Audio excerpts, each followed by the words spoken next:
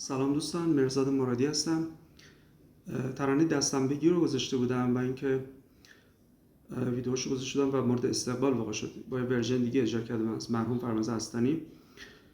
الان در خدمتتون هستم برای آموزش گیتار سبک پاپ. ابتدا به ساکن شما باید آکورد رو بلد باشید. آکورد به چه صورت هستش؟ آکورد به تلفیق حداقل 3 تا نوت میگن.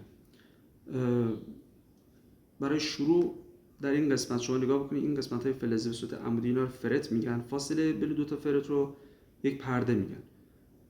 پرده اول سیم از بالا به پایین سیم پنجم، پرده دوم سیم 3 و 4.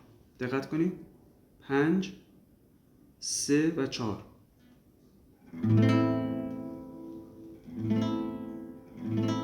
این یا اینو داشته باشید. در ویدیو بعدی بازم در خدمتتون هستم. گفتم زیاد سرتون درد نره، یه جوری باشه که به دردتون بخوره و استفاده بکنید. این تمرین بکنید. تا ویدیو بعدی در خدمتتون هستم.